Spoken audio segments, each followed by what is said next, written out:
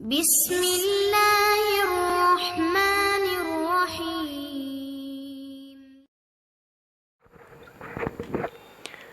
الحمد للہ رب العالمین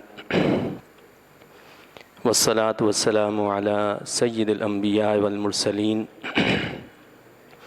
الحمد للہ درس قرآن کی یہ نشست نمبر 112 ہے۔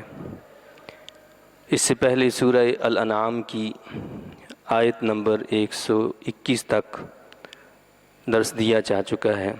آج انشاءاللہ تعالی سورۃ الانعام کی آیت نمبر 122 سے درس کا آغاز ہوگا، اور یہ سورہ الانعام کا 15واں رکوع ہے۔ اس میں اللہ رب العزت کا ارشاد پاک ہے: اعوذ باللہ من الشیطان الرجیم، بسم اللہ الرحمن الرحیم۔ اومن کان میتا فاحییناہ وجعلنا له نورا یمشی بہ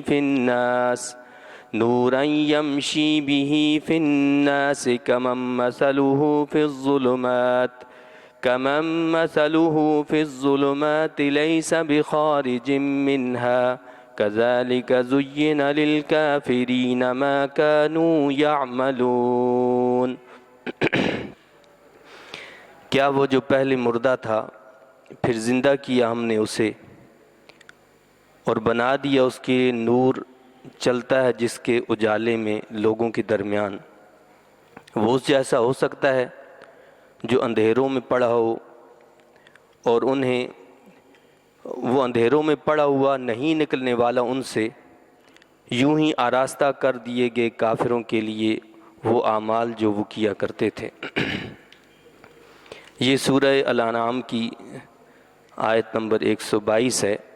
اس سے پہلے ہم یہ بات پڑھ چکے ہیں کہ اللہ تعالیٰ نے ان جانوروں کے کھانے سے منع فرمایا کہ جن کو اللہ کے نام پر ذبح نہ کیا گیا ہو، اور ان جانوروں کو کھانے کا حکم دیا کہ جن پر اللہ کا نام لیا گیا، اللہ کے نام پر جن کو ذبح کیا گیا، فرمایا کہ ان کو کیوں نہیں کھاتے ہو تم۔ اور آخر میں یہ بتایا گیا تھا کہ شیاطین جو ہوتے ہیں وہ ایک دوسرے کو خیالات منتقل کرتے رہتے ہیں، وسوسے لوگوں کے دلوں میں ڈالتے رہتے ہیں۔ وہ شیاطین من الانس والجن، یعنی انسانوں میں بھی شیاطین ہوتے ہیں، جنوں میں بھی شیاطین ہوتے ہیں۔ تو وہ جن شیاطین جو ہوتے ہیں وہ انسان جو شیاطین ہیں ان کے دلوں میں وسوسے پیدا کرتے ہیں، خیالات پیدا کرتے ہیں۔ اب یہاں اللہ نے بتایا ہے کہ کیا وہ جو پہلے مردہ تھا، یہاں مردہ سے مراد کافر، گمراہ۔ دراصل جو کافر ہے، جو گمراہ ہے، وہ زندہ ہی نہیں ہے، حقیقت میں وہ مردہ ہے۔ یعنی جو ایمان کی دولت سے محروم ہے وہ حقیقت میں مردہ ہے، وہ زندہ نہیں ہے۔ تو فرمایا کہ کیا وہ جو پہلے مردہ تھا پھر زندہ کیا ہم نے اسے، پھر ہم نے اس کو زندہ کیا۔ کیسے زندہ کیا؟ اس کو ہدایت عطا فرما دی، اس کو اسلام کی دولت سے مالا مال کر دیا۔ اس کی شان نزول کے حوالے سے کہتے ہیں کہ ابو جہل نے حضور نبی کریم صلی اللہ علیہ وسلم پر گھوڑے کی لد پھینکی۔ حضرت حمزہ رضی اللہ تعالیٰ عنہ شکار پر گئے ہوئے تھے، واپس تشریف لائے، آپ کے ہاتھ میں کمان تھی، تو راستے میں آپ کو یہ خبر ملی کہ ابو جہل نے اس طرح کا معاملہ کیا ہے، تو وہ وہیں سے سیدھا ابو جہل کے پاس پہنچے، اور جو کمان ہاتھ میں تھی اسی سے اس کو مارنے لگے ابو جہل کو۔ تو وہ کہنے لگا کہ یہ تم کیا کر رہے ہو، تمہیں پتہ نہیں ہے کہ وہ کیسی باتیں کرتے ہیں، ہمارے معبودوں کو برا کہتے ہیں، اس قسم کی باتیں وہ کہنے لگا۔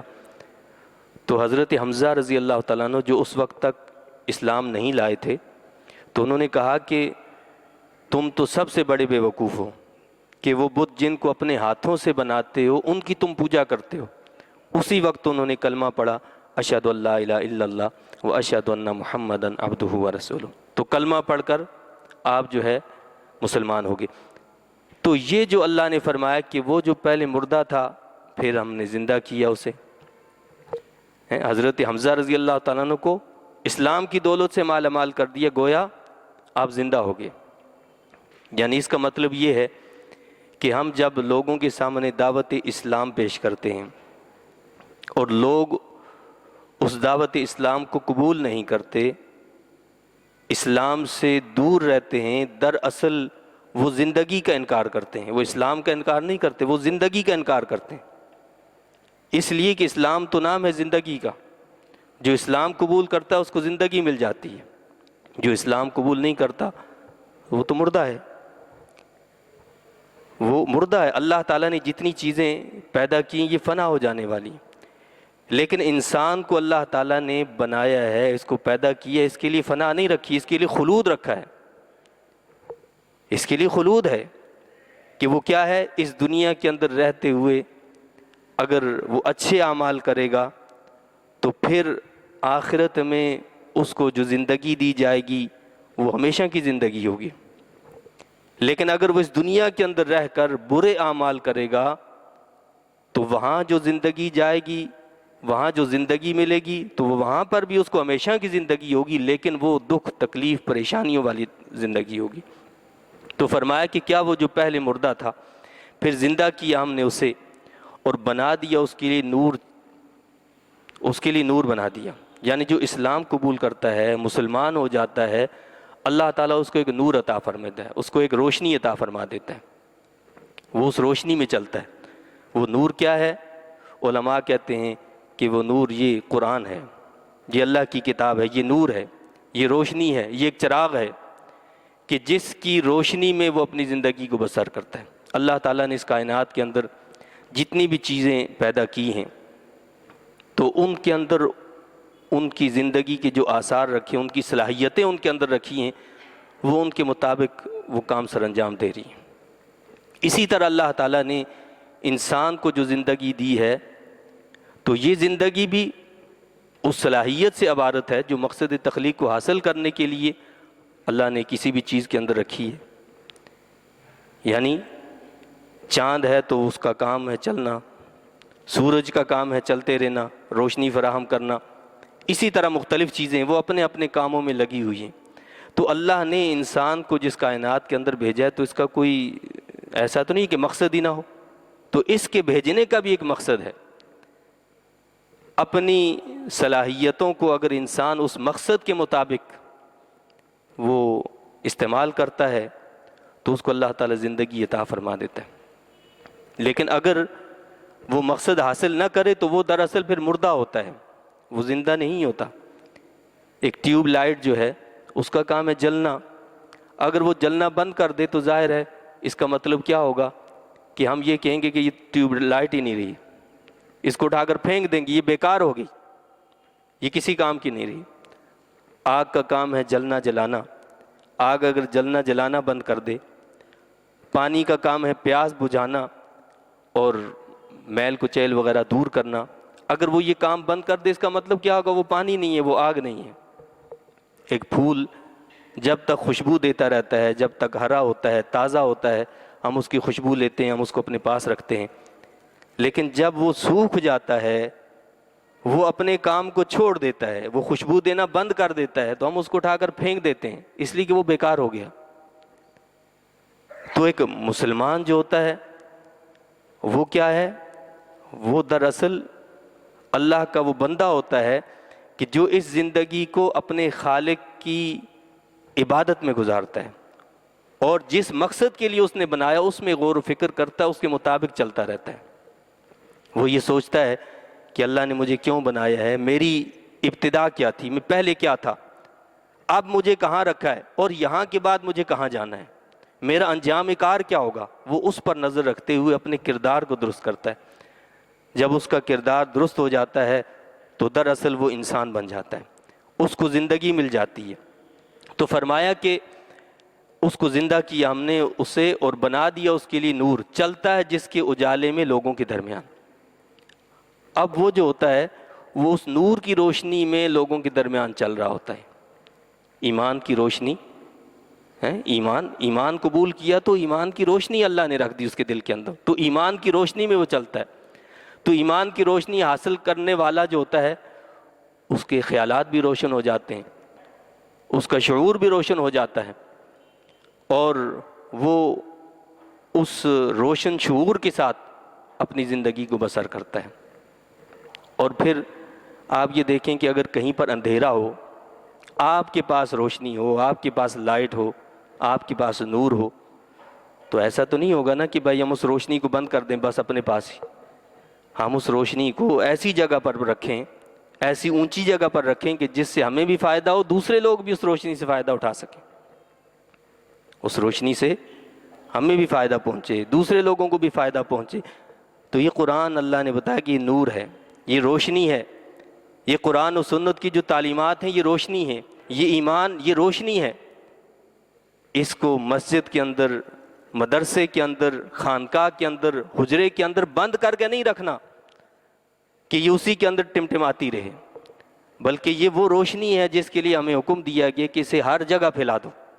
پارلیمنٹ میں بھی اس کی روشنی ہو، آپ کی اسمبلیوں کے اندر بھی اس کی روشنی ہو، اور آپ کے گاؤں گاؤں، کریا کریا، آپ کے ہر گھر کے اندر یہ روشنی ہو۔ جب یہ روشنی ہوگی تو اندھیرے چھٹ جائیں گے، ظلمتیں دور ہو جائیں گی، اور جن مصائب کا، مشکلات کا، پریشانیوں کا ہم شکار ہیں وہ سب ختم ہو جائیں گے۔ کیوں؟ کہ وہ ایمان کا جو نور ہوتا ہے، یہ قرآن کی جو روشنی ہوتی ہے، اس سے سارے اندھیرے خود دور بھاگ جاتے ہیں۔ آپ لائٹ جب کھولتے ہیں تو وہاں اندھیرا موجود رہتا ہے، بھاگ جاتا ہے نا۔ اسی طرح یہ قرآن کی روشنی جہاں بھی آپ لے کر جائیں گے، سنت کی روشنی جہاں بھی لے کر پہنچیں گے، تو وہ قدورتیں، وہ اندھیرے، وہ خود بخود وہاں سے بھاگ جائیں گے۔ تو اللہ فرماتا ہے کہ پھر زندہ کیا ہم نے اسے اور بنا دیا اس کے لیے نور، چلتا ہے جس کے اجالے میں لوگوں کے درمیان۔ تو لوگوں کے درمیان اس نور کی روشنی میں چلتا ہے، اس کا اٹھنا، اس کا بیٹھنا، اس کا گفتگو کرنا، اس کے کردار کی ہر حرکت جو ہوتی ہے وہ اس روشنی میں ہوتی ہے۔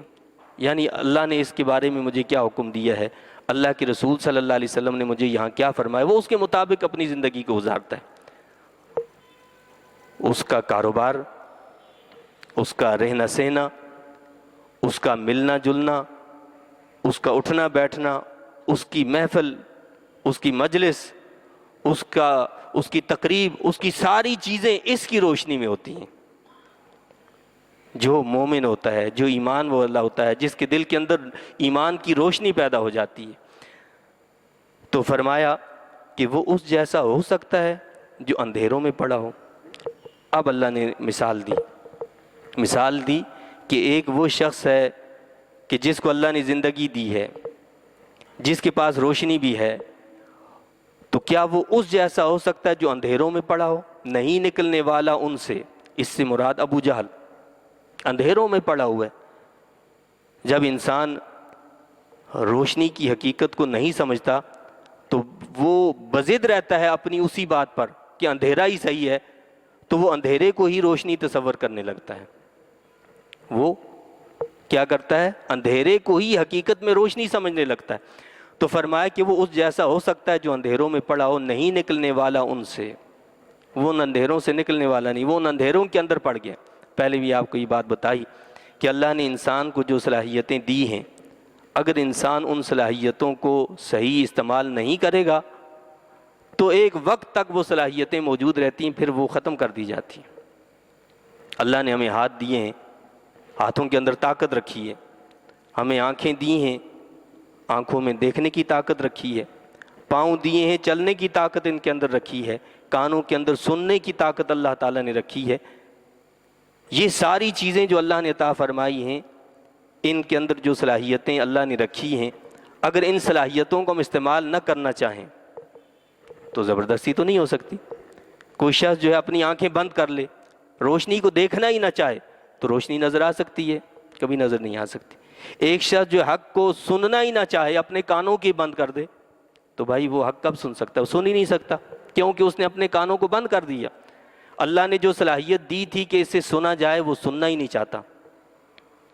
اسی طرح یہ اللہ تعالیٰ نے جو عقل دی ہے، جو دماغ عطا فرمایا ہے، یہ جو فکر و غور کی صلاحیتیں عطا فرمائی ہیں، اگر ان کو بھی انسان دبا لیتا ہے، غور و فکر نہیں کرتا، تدبر نہیں کرتا، تو ایک وقت وہ آتا ہے کہ سٹیج وہ آتی ہے کہ یہ صلاحیتیں ختم ہو جاتی ہیں۔ حق اور باطل کی تمیز کی جو اللہ صلاحیت دیتا ہے نا کہ وہ باطل بری چیز اس کو کھٹکتی ہے کہ یار یہ ایسا نہیں ہونا چاہیے، یہ غلط ہے یہ کام، لیکن رفتہ رفتہ وہ گھنٹی بجتی رہتی ہے کہ یہ آپ نے صحیح نہیں کیا ہے، ہم اس کو نظر انداز کرتے رہتے ہیں۔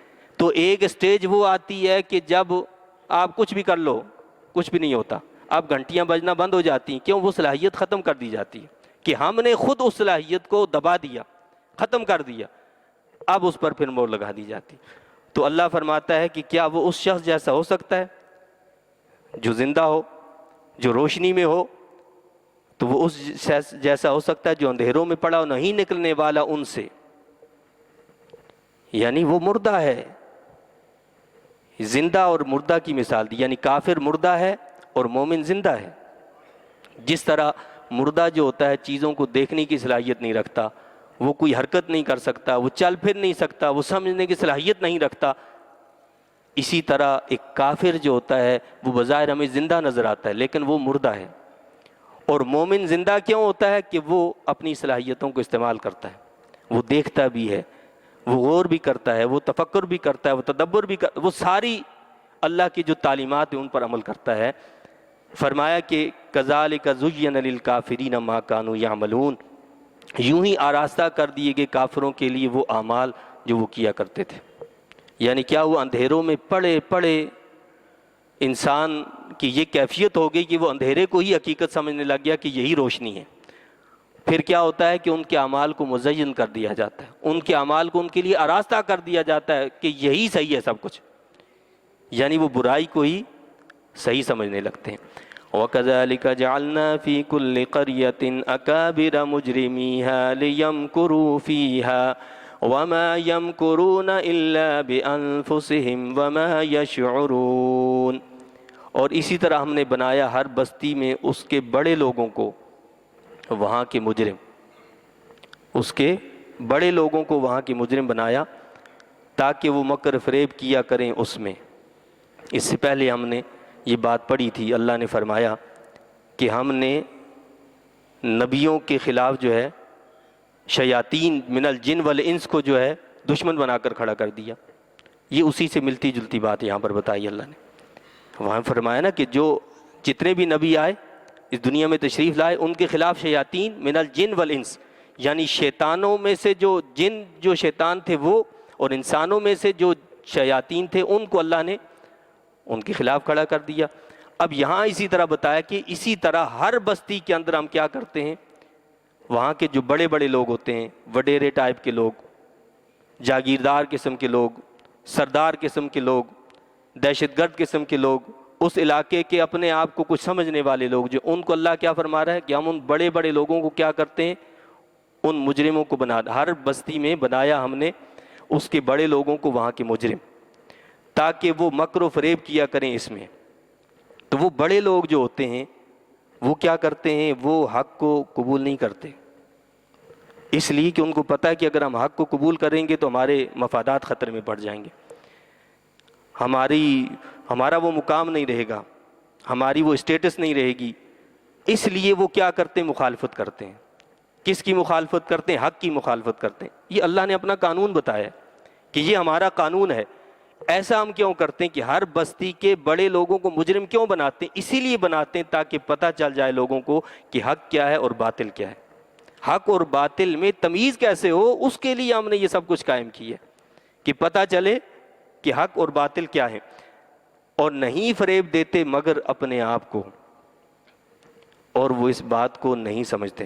اللہ نے فرمایا کہ وہ جو مکر و فریب کرتے ہیں، وہ جو حق کا مقابلہ کرتے ہیں، وہ جو اسلام کا مقابلہ کرتے ہیں، اسلامی تعلیمات کا مقابلہ کرتے ہیں، وہ کیا سمجھتے ہیں کہ اس سے اسلام کو پچھاڑ دیں گے، اسلامی تعلیمات کو جو ہے وہ ہرا دیں گے۔ ایسا نہیں ہے، بلکہ وہ خود مکر و فریب میں مبتلا ہیں، وہ خود ناکام ہو جائیں گے۔ اسلام نہ کبھی ناکام ہوا ہے اور نہ کبھی ناکام ہوگا، اللہ نے اس کو ناکامی کے لیے بھیجا ہی نہیں ہے۔ اسلام کو اللہ نے اس دنیا کے اندر بھیجا اس لیے کہ یہ کامیاب رہے گا ہمیشہ، اور تاریخ ہمیں یہی بتاتی ہے، قرآن کی تعلیمات ہمیں یہ بتاتی ہیں۔ حضرت آدم علیہ السلام سے لے کر حضور نبی پاک صلی اللہ علیہ وسلم تک جتنے بھی انبیاء علیہ السلام تشریف لائے، اگر آپ ان کی تاریخ دیکھیں تو آپ کو پتہ چلے گا کہ ہمیشہ ان کی مخالفت ہوئی، اور اللہ نے کیا کیا کہ جو ان کا ساتھ دینے والے تھے ان کو بچا دیا، اور جو نبیوں کے مخالف تھے اللہ نے ان کو تباہ والہلاک فرما دیا۔ وَإِذَا جَاءَتْهُمْ آيَةٌ قَالُوا لَن نُؤْمِنَ حَتَّى نُؤْتَى مِثْلَ مَا أُوتِيَ رُسُلُ اللَّهِ اللَّهُ أَعْلَمُ حَيْثُ يَجْعَلُ رِسَالَتَهُ سَيُصِيبُ الَّذِينَ أَجْرَمُوا صَغَارٌ عِندَ اللَّهِ وَعَذَابٌ شَدِيدٌ بِمَا كَانُوا يَمْكُرُونَ۔ اور جب آئے ان کے پاس کوئی نشانی، کہتے ہیں ہم ہرگز ایمان نہ لائیں گے جب تک ہمیں بھی ویسا ہی نہ دیا جائے جیسا دیا گیا اللہ کے رسولوں کو۔ یعنی یہ اسلام کو قبول نہ کرنے کے بہانے اور عذر کہ قبول کرنا نہیں ہے۔ اب اس کے لیے کیا بہانے تھے کہ جی ہم اس وقت تک جو ایمان نہیں لائیں گے۔ بھائی آپ کو یہ دکھا دیا کہ چاند کے 2 ٹکڑے کر دیے اور بڑے بڑے معجزات دکھا دیے گئے، لیکن کہنے لگے کہ ہم اس وقت تک ایمان نہیں لائیں گے جب تک ہمیں بھی ویسا ہی نہ دیا جائے جیسا دیا گیا اللہ کے رسولوں کو۔ یہ ہمارے پاس وہی کیوں نہیں آتی؟ ہمارے پاس مال ہے، دولت ہے، پیسہ ہے، ہم سردار ہیں علاقے کے، ہم وڈیرے ہیں، یہ محمد رسول اللہ صلی اللہ علیہ وسلم ان کو کیوں چن لیا؟ ان کے پاس مال بھی نہیں ہے، دولت بھی نہیں ہے، علاقے کے کوئی وڈیرے بھی نہیں ہے، سردار بھی نہیں ہے، ان کو کیوں چن لیا؟ یہ کیا بات ہے؟ اللہ نے فرمایا کہ نبوت جو ہے وہ ایسی چیز نہیں ہے کہ جس کے پاس مال ہو، دولت ہو، عزت ہو، معاشرے کا کوئی مقام حاصل ہو اس کو نبوت دے دی جائے۔ یہ تو اللہ کا فضل ہے، وہ جن قلوب کو اس کے لیے بہتر سمجھتا ہے ان کو منتخب فرماتا ہے۔ اور اس سلسلے کو رب کائنات نے خاتم الانبیاء محمد رسول اللہ صلی اللہ علیہ وسلم پر لا کر ختم کر دیا، بند کر دیا۔ تو کیا فرمایا اللہ نے کہ اللہ تعالیٰ بہتر جانتا ہے اس دل کو جہاں وہ رکھتا ہے اپنی رسالت کو، اسے معلوم ہے کہ میں نے رسالت کہاں رکھنی ہے۔ ان قریب پہنچے گی جنہوں نے جرم کیے ذلت اللہ کے ہاں اور عذاب سخت بوجہ ان مکروں کے جو وہ کیا کرتے تھے، یعنی جو اس طرح کے مکر و فریب کیا کرتے تھے وہ ذلت و رسوائی سے دوچار ہوں گے۔ فَمَن يُرِدِ اللَّهُ أَن يَهْدِيَهُ يَشْرَحْ صَدْرَهُ لِلْإِسْلَامِ وَمَن يُرِدْ أَن يُضِلَّهُ يَجْعَلْ صَدْرَهُ ضَيِّقًا حَرَجًا كَأَنَّمَا يَصَّعَّدُ فِي السَّمَاءِ كَذَلِكَ يَجْعَلُ اللَّهُ الرِّجْسَ عَلَى الَّذِينَ لَا يُؤْمِنُونَ۔ اور جس خوش نصیب کے لیے ارادہ فرماتا ہے اللہ کہ ہدایت دے اسے، تو کشادہ کر دیتا ہے اس کا سینہ اسلام کے لیے۔ جس کے لیے اللہ کیا کرتا ہے؟ یہ ارادہ کرتا ہے کہ اس کو اللہ تعالیٰ ہدایت دے، کیا کرتا ہے؟ اس کے سینے کو اللہ کشادہ کر دیتا ہے اسلام کے لیے۔ اسلام کے لیے کشادہ کرنے کا کیا مطلب؟ وہ نیکی کو قبول کرنے لگتا ہے، ہر اچھی بات کو قبول کرنے لگتا ہے، ہر بری بات سے متنفر ہو جاتا ہے، بری باتوں سے دور بھاگتا ہے، نیک باتوں کو قبول کرنے لگتا ہے، اچھی صحبت اختیار کرنے لگتا ہے، اچھے لوگوں میں بیٹھنا پسند کرتا ہے، اللہ کے گھر میں بیٹھنا پسند کرتا ہے۔ کیوں؟ کہ اس کے سینے کو اللہ تعالیٰ کیا کرتا ہے؟ اسلام کے لیے کھول دیتا ہے۔ صحابہ کرام نے عرض کی کہ یا رسول اللہ صلی اللہ علیہ وسلم، یہ شرح صدر کی جو کیفیت ہے اس کی علامت کیا ہے؟ کیسے ہمیں پتہ چلے کہ کسی شخص کو شرح صدر حاصل ہو گیا، کس کا سینہ اللہ نے کھول دیا ہے؟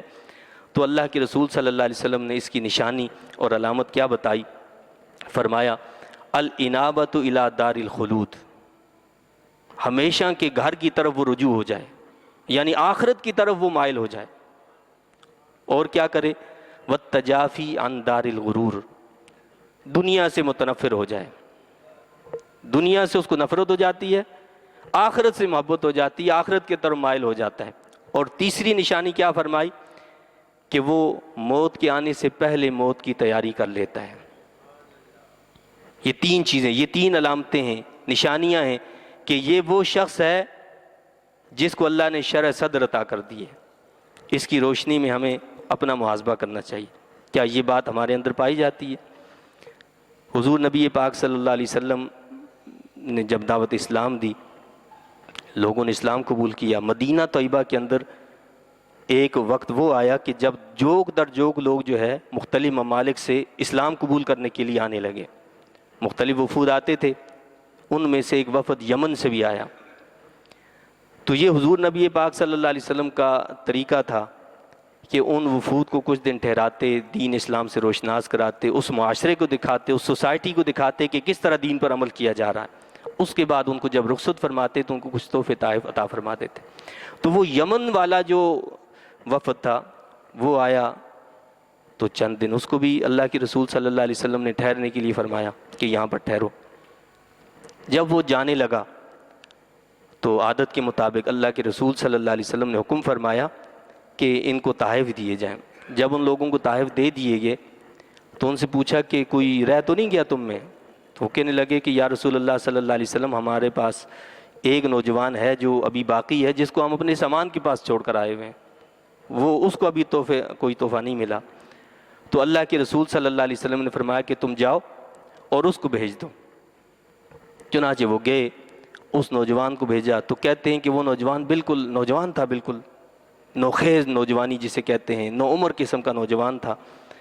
جب حکم دیا کہ اس کو بھی تحائف دیے جائیں تو اس نے معذرت کی، کہنے لگا کہ میں اس مقصد کے لیے تو نہیں آیا کہ میں آپ سے کوئی تحفہ تحائف دوں، تو میں اس سے معذرت کرتا ہوں۔ تو فرمایا کہ پھر تمہارا کیا مقصد ہے، تم کیوں آئے ہو؟ اس نے کہا میں اس لیے حاضر ہوا ہوں کہ آپ اللہ تعالیٰ سے میرے لیے 3 باتوں کی دعا فرما دیں۔ اللہ تعالیٰ سے میرے لیے 3 باتوں کی دعا فرمائیں۔ فرمایا کون سی 3 باتیں؟ اس نے عرض کی کہ پہلی دعا تو میرے لیے آپ اللہ سے یہ فرمائیں کہ اللہ مجھ پر رحم فرما دے، اللہ تعالیٰ مجھ پر رحم فرمائے۔ دوسری دعا میرے لیے یہ فرما دیں کہ اللہ تعالیٰ مجھے بخش دے۔ نوجوان ہے، جوانی آپ کہتے ہیں، سمجھتے ہیں، آپ کو پتہ ہے، کہتے ہیں جوانی دیوانی ہوتی ہے۔ اس نوجوانی کے عالم میں اس نوجوان کی یہ کیفیت ہے، یہ حال ہے، وہ کہتا ہے کہ آپ اللہ سے دعا فرمائیں کہ اللہ مجھ پر رحم کر دے، اللہ مجھے بخش دے، اور تیسری دعا یہ فرمائیں کہ اللہ تعالیٰ میرے دل کو مستغنی کر دے۔ اللہ کیا کرے؟ میرے دل کو غنی کر دے۔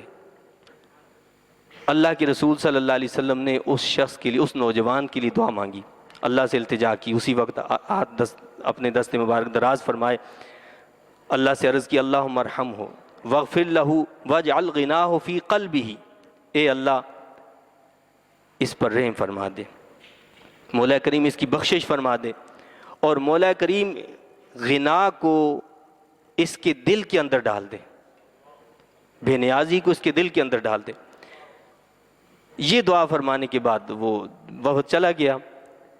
جب حضور نبی پاک صلی اللہ علیہ وسلم حج کے لیے تشریف لائے، جسے ہم حجۃ الوداع کہتے ہیں، تو وہاں پر ان لوگوں میں سے، یمن کا وہ جو وفد آیا تھا اس میں سے کچھ لوگ رسول اللہ صلی اللہ علیہ وسلم سے ملے۔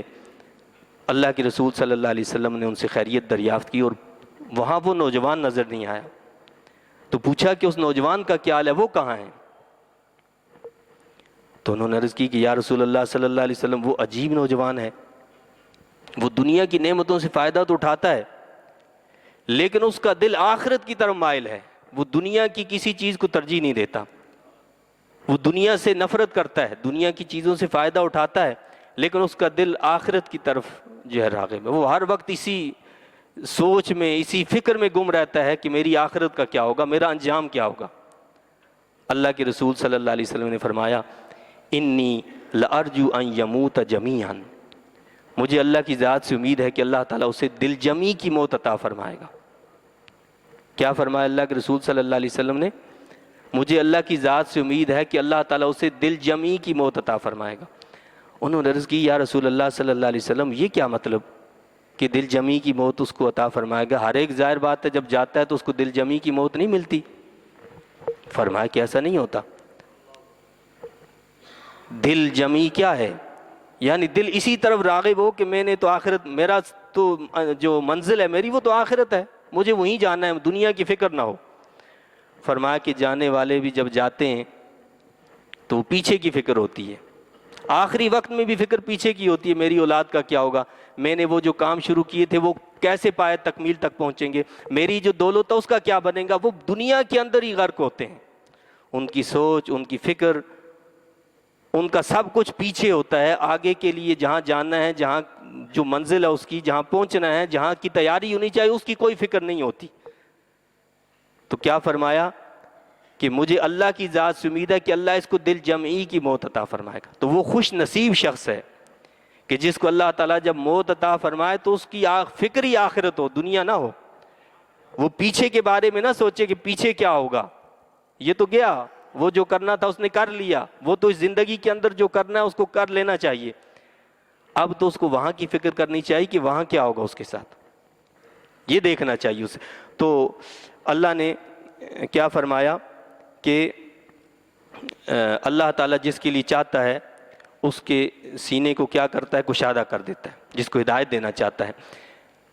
اور جس بد نصیب کے لیے ارادہ فرماتا ہے کہ اسے گمراہ کر دے تو بنا دیتا ہے اس کے سینے کو تنگ. جس کو گمراہ کرنا چاہتا ہے اس کے سینے کو کیا کر دیتا ہے، تنگ کر دیتا ہے. کیسا تنگ کر دیتا ہے، بہت تنگ، گویا وہ زبردستی چڑھ رہا ہے آسمان کی طرف. یہاں اللہ نے اس کے لیے حرج کا لفظ استعمال کیا. حضرت سیدنا عمر فاروق رضی اللہ تعالیٰ عنہ نے بنی کنانہ کے ایک شخص کو بلایا اور فرمایا کہ یہ بتاؤ کہ یہ حرج کسے کہتے ہیں. تو شخص نے کہا کہ حرج جو ہے ہم اس درخت کو کہتے ہیں جو جھاڑیوں کے اندر بالکل ایسی جگہ پر ہو کہ جہاں کوئی نہ پہنچ سکتا ہو. حرج کیا ہوتا ہے، ایک ایسا درخت جو جھاڑیوں کے اندر، درختوں کے اندر ایسی جگہ پر ہو جہاں کوئی پہنچ ہی نہ سکتا ہو. تو آپ نے فرمایا کہ یہی مثال ہے منافق کی دل کی. منافق کے دل کی مثال یہی کہ کوئی خیر وہاں کسی صورت میں پہنچ ہی نہیں سکتی، کوئی خیر اور بلائی وہاں نہیں پہنچ سکتی، اس لیے کہ اس نے دل کے دروازوں کو بند کر دیا ہوتا ہے. کیا کر دیتے ہیں، دل کے دروازے بند کر دیے جاتے ہیں، وہاں کوئی پہنچ ہی نہیں سکتا. تو فرمایا کہ جسے اللہ تعالیٰ کیا کرتا ہے، گمراہ کرنا چاہتا ہے، اس کے سینے کو تنگ کر دیتا ہے. کأنما یصعد فی السماء، گویا وہ زبردستی چڑھ رہا ہے آسمان کی طرف. کبھی آپ چڑھائی پر چڑھے ہوں تو آپ کو اندازہ ہوگا کہ انسان جب چڑھائی پر چڑھتا ہے آکسیجن کم ہو جاتی ہے، سانس پھولنے لگتا ہے، بعض اوقات ایسے محسوس ہوتا ہے کہ گویا میرا دل دھڑکتے دھڑکتے باہر نکل آئے گا، اور انسان کا ارادہ ہوتا ہے کہ اب میں چلنا بند کر دوں اور واپس ہو جاؤں. یہ فرمایا کہ یہ حالت ہوتی ہے اس کی کہ جس کا سینہ اللہ اسلام کے لیے نہیں کھولتا. نیکی کرنا اس کے لیے اتنا مشکل ہو جاتا ہے، نماز فجر ادا کرنا اس کے لیے اتنا مشکل ہو جاتا ہے، حق بات کو قبول کرنا اتنا مشکل ہو جاتا ہے، وہ سمجھتا ہے کہ شاید میں مر جاؤں گا، سانس پھول جاتا ہے، اتنا مشکل. مسجد میں بیٹھنا اس کے لیے مشکل ہوتا ہے. بھاگے بھاگے ہم آتے نا، اللہ اکبر کیا، یہ سلام پھرا بھاگ گئے. کیا مطلب ہے کہ ہمیں وہ صحبت قبول نہیں ہے، ہم اس کے اندر بیٹھنا نہیں چاہتے، ہمارا دل نہیں لگتا وہاں پر. یہ نشانی اچھی نشانی نہیں ہے. اللہ نے اس کی مثال دی. اچھائیوں میں، اچھی صحبتوں میں بیٹھنا اس کو گوارا ہی نہیں ہوتا، وہ اس سے متنفر ہوتا ہے، وہ دور بھاگنا چاہتا ہے. فرمایا کہ یہ مثال ہوتی ہے اس کی کہ جس کو اللہ راہ ہدایت پر نہیں چلانا چاہتا. کیا ہم راہ ہدایت پر چلنا چاہتے ہیں یا نہیں چلنا چاہتے؟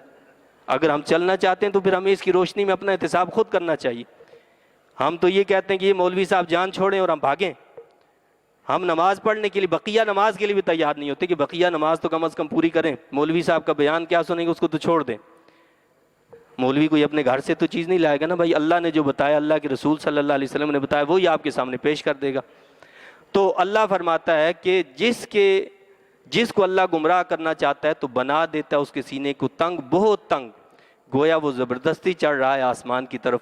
اسی طرح ڈال دیتا ہے اللہ تعالیٰ ناپاکی ان پر جو ایمان نہیں لاتے. جو ایمان نہیں لاتے ان پر ناپاکی ڈال دی جاتی ہے. اس رجس کا ایک مطلب شیطان بھی لیا گیا کہ ان کے اوپر ایک شیطان مسلط کر دیا جاتا ہے جو ان کو دور بھگاتا ہے کہ نیکی کے کاموں میں مت آؤ، نیک مجلسوں میں مت بیٹھو، نیک لوگوں کے ساتھ مت بیٹھو، دور بھاگو ان سے.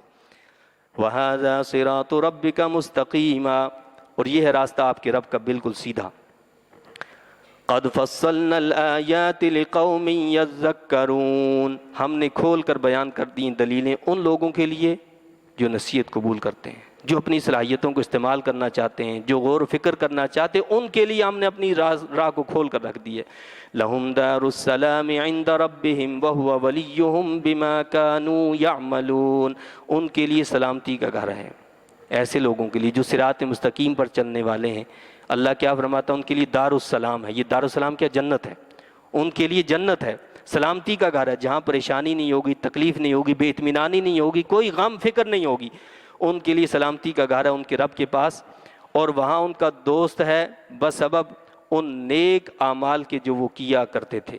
وَيَوْمَ يَحْشُرُهُمْ جَمِيعًا يَا مَعْشَرَ الْجِنِّ قَدِ اسْتَكْثَرْتُم مِّنَ الْإِنسِ وَقَالَ أَوْلِيَاؤُهُم مِّنَ الْإِنسِ رَبَّنَا اسْتَمْتَعَ بعضنا ببعض وبلغنا أجلنا الذي أجلت لنا قال النار مثواكم خالدين فيها إلا ما شاء الله إن ربك حكيم عليم۔ اب آخرت کا ایک منظر اللہ نے پیش کیا ہے اور وہاں جنات کے بارے میں بتایا کہ ان سے کیا سوال کیا جائے گا، اور جس دن جمع کرے گا اللہ تعالیٰ ان سب کو، جن انسان سارے جمع ہوں گے، اور فرمائے گا اے جنوں کے گروہ بہت گمراہ کیا تم نے انسانوں کو، اور کہیں گے ان کے دوست انسانوں میں سے، جو دوست تھے انسانوں میں سے جادو ٹونے کیا کرتے تھے، ان سے مدد لیا کرتے تھے ان کو، تو وہ کہیں گے اے ہمارے رب فائدہ اٹھایا ہم نے ایک دوسرے سے اور پہنچ گئے ہم اپنی اس میعاد کو جو تو نے ہمارے لیے مقرر کی تھی۔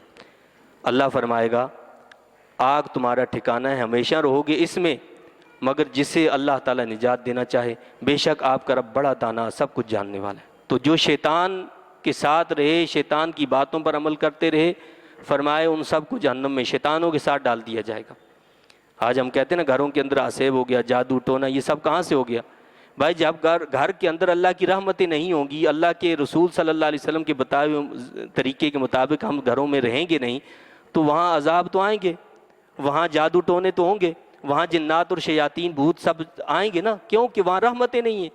جہاں رحمتیں ہوں گی، جہاں روشنی ہوگی، وہاں سے وہ خود بھاگیں گے۔ تو گھروں کے اندر اگر اطمینان ہم چاہتے ہیں تو اللہ کے کلام کو وہاں پڑھیں، وہاں ہم رسول اللہ صلی اللہ علیہ وسلم کے بتائے ہوئے طریقے کے مطابق معاملات کریں۔ حکم دیا نا کہ بھائی آپ اگر باتھ روم میں بھی جاتے ہیں تو دعا پڑھنے کا حکم ہے کہ دعا پڑھو، اور اسی طرح کھانا کھانے کے لیے دعا، گھر کے اندر داخل ہونے کی دعا، غرض یہ کہ ہر چیز کی دعا بتائی کہ اگر ان پر ہم عمل کریں گے تو گھر کے اندر یہ شیاطین کبھی داخل ہی نہیں ہو سکتے۔ وَكَذَلِكَ نُوَلِّي بَعْضَ الظَّالِمِينَ بَعْضًا بِمَا كَانُوا يَكْسِبُونَ، اور یوں ہی ہم مسلط کرتے ہیں بعض ظالموں کو بعض پر بوجہ ان کرتوتوں کے جو وہ کرتے رہتے تھے۔ یعنی ظالموں پر اللہ تعالیٰ کیا کرتا ہے؟ ظالموں کو مسلط کر دیتا ہے۔